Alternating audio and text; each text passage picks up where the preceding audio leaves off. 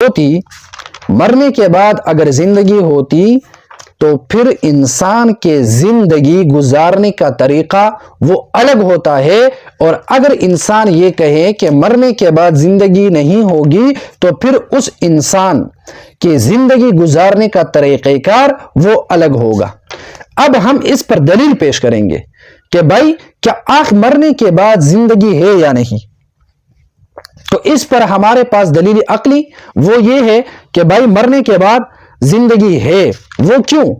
اس لیے کہ اگر اس دنیا میں مثال کے طور پر آپ اس بات کو خوب سمجھیں، آخرت کی زندگی اور حساب کتاب پر سب سے بڑی دلیل وہ ہے دنیا کی زندگی، اور دنیا کی زندگی میں جو معاملات ہے اس معاملات پر غور کرنے سے ہمیں عقلی اور استدلالی اور فکری طور پر یہ بات سمجھ آتی ہے کہ مرنے کے بعد دوبارہ زندہ ہونا یہ برحق ہے، اور یہ عقلی طور پر ہمیں معلوم ہوتا ہے۔ کیوں؟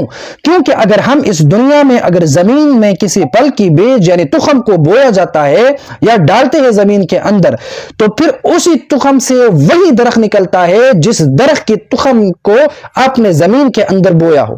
مثال کے طور پر اگر آپ زمین کے اندر سیب کی تخم کو ڈالیں تو پھر زمین سے سیب کا ہی درخت نکلے گا۔ اگر آپ زمین کے اندر آم کی تخم کو ڈالو گے تو پھر زمین سے آپ کو آم کا درخت نکلے گا۔ ایسا نہیں ہوگا کہ آپ آم کی تخم کو زمین کے اندر ڈالیں اور آپ کو آلو کچالو نکل جائے، ایسا نہیں ہے، بلکہ آپ کو درخت کی جو سیب کا درخت ہوگا وہ سیب کے تخم سے نکلے گا، اور جو آم کا درخت ہوگا وہ آم کی تخم سے نکلے گا۔ اسی طرح جب آپ اس دنیا میں کوئی اچھا یا برا کام کرتے ہیں تو کیا آپ کو ویسا ہی بدلہ اس دنیا میں ملتا ہے جیسا عمل آپ نے کیا ہے؟ ہرگز نہیں ملتا۔ کیوں؟ کیونکہ کبھی کبھار آپ دنیا میں اچھا عمل کرتے ہیں لیکن اس اچھے عمل کے بدلے آپ پر پھولوں کی برسات کے بجائے جوتوں کی برسات کی جاتی ہے۔ کبھی کبھار آپ برا ظلم کرتے ہیں لیکن اس ظلم کے سزا کے بجائے آپ کی حوصلہ افزائی کی جاتی ہے۔ مطلب یہ ہوا کہ اس دنیا میں جو عمل آپ کرتے ہیں اس کا صحیح طور پر آپ کو بدلہ نہیں دیا جاتا، بلکہ عقلی طور پر استدلالی طور پر ہم یہ جس بات کرتے ہیں کہ ایک ایسی دنیا کا ہونا ضروری ہے جہاں پر آپ کے اعمال کا پورا بدلہ دیا جائے۔ دوسرا مثال سمجھے، بعض اوقات ایسا ہوتا ہے کہ کوئی شخص اس دنیا میں نیکی کرے لیکن بدلے میں اسے پھولوں کی برسات کے بجائے جوتوں کی برسات کا سامنا کرنا پڑتا ہے، اور بعض اوقات انسان نیکی کے بدلے میں برائی کرتے ہیں جو کہ سراسر انصاف کے خلاف ہے۔ مثال کے طور پر ہونا تو یہ چاہیے کہ اگر آپ کوئی اچھا کام کریں تو جواب میں اچھا نتیجہ ملے، لیکن اگر اچھا نتیجہ دنیا میں مل بھی جائے تو کیا اس نیکی کا پورا بدلہ آپ کو ملے گا؟ ہرگز نہیں۔ یعنی مثال کے طور پر اس دنیا میں اگر آپ اچھا کوئی کام کریں تو اس اچھے کام کے بدلے میں آپ کو اچھا نتیجہ ملے گا پورا یا نہیں؟ ظاہر سی بات ہے کہ پورا نتیجہ آپ کو نہیں ملے گا۔ کیوں؟ کیونکہ جس طرح آپ زمین کے اندر آم کی تخم کو ڈالو گے تو آپ کو زمین سے آم کا درخت نکلے گا، اسی طرح اس دنیا کے اندر نہیں ہوتا کہ آپ اس دنیا میں اچھے کام کریں اور اس اچھے کام کے بدلے آپ کو اس دنیا کے اندر اچھا بدلہ دیا جائے۔ وہ کیسے؟ مثال کے طور پر دیکھیں، اگر اس دنیا میں لاکھوں لوگ جہالت کے اندھیرے میں رہ کر ایک دوسرے کے قاتل بن چکے ہو اور ان میں انسانیت نام کی کوئی چیز بھی باقی نہ ہو بلکہ وہ انسانوں کی شکل میں درندے بن چکے ہو، اب اگر زید ان لاکھوں لوگوں کی رہنمائی کریں اور ان لاکھوں لوگوں کو جہالت کی دلدل سے نکال کر علم کی روشنی کی طرف لائیں، انہیں علم کی دولت سے مالا مال کریں اور وہ سب نیک لوگ بن جائیں، تو انصاف کا تقاضا ہے کہ زید کو اس عظیم نیکی کا پورا بدلہ ملے۔ مگر کیا یہ ممکن ہے کہ اس دنیا میں زید کو اس کے نیکی کا مکمل بدلہ دیا جا سکے؟ ہرگز نہیں۔ کیوں؟ کیونکہ زید کی عمر اس دنیا میں زیادہ سے زیادہ 100 سال ہوگی۔ اب اسی مختصر زندگی میں اتنی بڑی نیکی کا بدلہ وہ کس طرح دیا جا سکتا ہے؟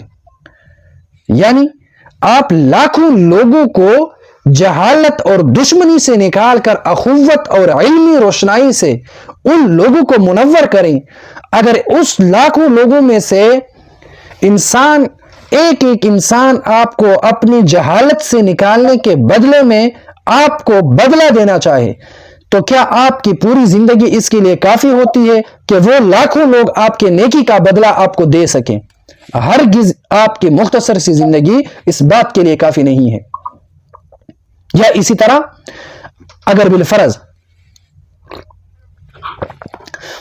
زید پوری بستی کو اجاڑیں، گھروں کو آگ لگائیں، ہزاروں بے گناہ بچوں کو، بوڑھوں اور عورتوں کو زندہ جلا دیں، تو انصاف اور انسانیت کا تقاضا یہی ہے کہ بکر کو پوری سزا دی جائے۔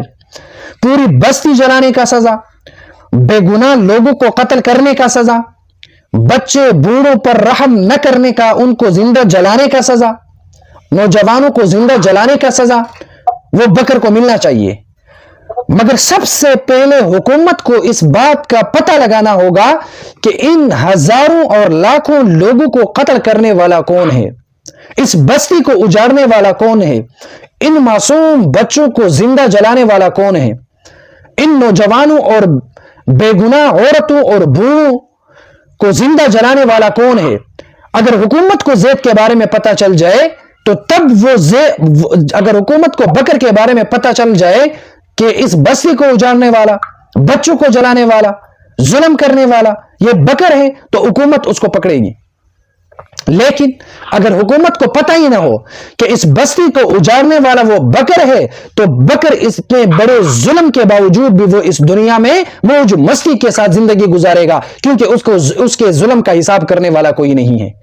بالفرض لاکھوں لوگوں کے قتل کرنے کے بعد اگر بکر کو حکومت پکڑ بھی لے اور اس کو پھانسی پر لٹکائے یا اس کو آگ لگائے یا اس کے ٹکڑے کر کے کتوں کو کھلا دے، تو کیا لاکھوں لوگوں کو قتل کرنے والے بکر کو جلانے سے یا پھانسی دینے سے یا زندہ لٹکانے سے کیا ان معصوم لوگوں کو انصاف ملتا ہے؟ ہرگز نہیں ملتا۔ یہاں پر ایک بکر کو قتل کیا جائے گا، ایک بکر کو پھانسی پر لٹکا دیا جائے گا، ایک بکر کے ٹکڑے کیے جائیں گے، لیکن بکر نے لاکھوں اور ہزاروں لوگوں کی زندگی چھین لی ہے۔ اس بستی کو آگ میں ڈوب دیا گیا ہے اور اس بستی کو اجاڑ ڈالا ہے بکر نے۔ اس کو قتل کرنے سے اس ہر معصوم بچے کا پورا انتقام مکمل نہیں ہوگا۔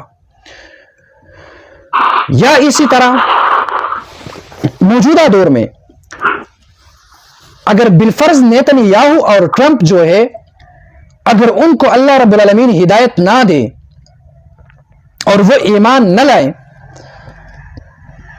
تو آپ کے خیال کے مطابق اگر نیتن یاہو کو اگر کوئی زندہ جلا دے یا ان کے بدن کے ٹکڑے کر دے، تو کیا فلسطین اور غزہ کے ان معصوم بچوں کا پورا حساب ان سے لیا گیا؟ ہرگز نہیں۔ ایک نیتن یاہو نے لاکھوں لوگوں کی جان لی ہے، ان لاکھوں لوگوں کی جان کے بدلے میں نیتن یاہو کو قتل کرنا یہ انصاف کا تقاضا نہیں ہے، بلکہ فردن ایک بچہ، ایک بہن، ایک ماں، ایک باپ، ایک بیٹا، ایک بوڑھا، ایک بوڑھی، ایک نوجوان کے بدلے میں فردن نیتن یاہو سے حساب لینا انصاف کا تقاضا ہے، جو اس دنیا میں ممکن نہیں ہے۔ تو پھر اس انصاف کے تقاضے کو پورے کرنے کے لیے ایک اور دنیا کی ضرورت ہے جہاں پر نیتن یاہو سے ہر مظلوم کا فردن بدلہ لیا جائے۔ تو عقل اس بات کا تقاضا کرتی ہے کہ ایک ایسی دنیا کا ہونا ضروری ہے جہاں پر ظالم کے ظلم کا بھرپور انصاف کے ساتھ ان سے حساب لے کر ان سے انتقام لے کر ان کو سزا دی جائے۔ یہی انصاف کا تقاضا ہے، اور اس کے لیے ایک اور دنیا کی ضرورت ہے جس کو آخرت کہا جاتا ہے۔ یعنی عقلی طور پر ہم اس بات کے قائل ہو سکتے ہیں کہ نیتن یاہو کو سزا دینے کے لیے اس دنیا کے اندر عدالت قائم کرنا اور اس کو مجرم ٹھہرانا، یہ ان کے لیے اور مظلوم فلسطین والے لوگوں کے لیے انصاف کا تقاضا نہیں ہوگا، بلکہ انصاف کا تقاضا یہ ہے کہ آپ فردن ایک بچے کے بدلے میں ان سے انتقام لے، جو اس دنیا میں ممکن نہیں ہے اگر وہ مجرم بھی ٹھہرایا جائے۔ اس کے لیے آخرت کی ضرورت ہے، جو دلیل عقلی سے ہمیں استدلالی طور پر معلوم ہوتا ہے۔ مثال کے طور پر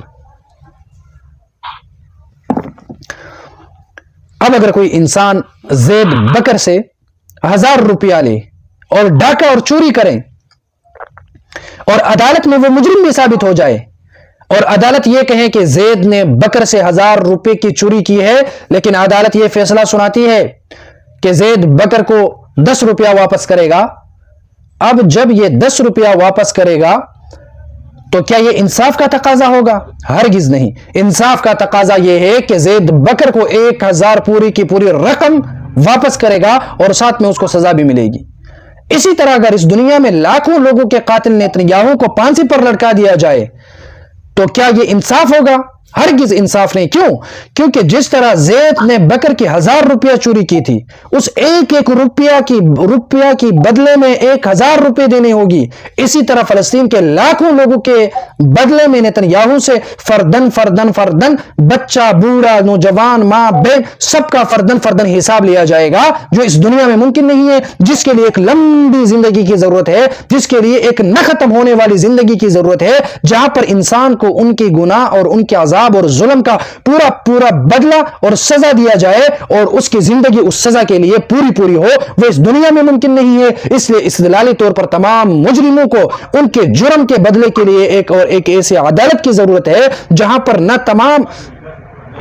पर न खत्म होने वाली जिंदगी हो और मुजरिमों को उनके जुर्म का पूरा पूरा सजा दिया जाए। एक ऐसी दुनिया की जरूरत है जिसको आखिरत कहा जाता है। और आखिरत के बारे में अल्लाह रब्बुल आलमीन वाज़ेह तौर पर कुरान और हदीस में रब्बुल आलमीन और पैगंबर फरमाते हैं कि आखिरत वो बरहक है जो हमें दलीली अक्ली के बजाय दलीली नकली से भी हमें एक ऐसी दुनिया की जरूरत है जहां पर जुल्म का बदला दिया जाए और मजलूम को इंसाफ दिया जाए और जो लोग नेकी गुजार है, नेकी करने वाले को उनकी नेकी का बदला दिया जाए। उसके लिए आखिरत की जिंदगी की जरूरत है। बस मालूम हुआ कि नेकी और बुराई के बदले के लिए सिर्फ ये दुनिया और इसका वक्त काफी नहीं है, बल्कि एक और दुनिया की जरूरत है जहां हर अमल का पूरा पूरा बदला दिया जाए, जिसे आखिरत कहते हैं। उसी आखिरत के बारे में रब्बुल आलमीन और रसूलुल्लाह सल्लल्लाहु अलैहि वसल्लम ने वाज़ेह तौर पर फरमाया है कि आखिरत हिसाब व किताब हक व सच है और यही अक्ल का भी तकाजा है।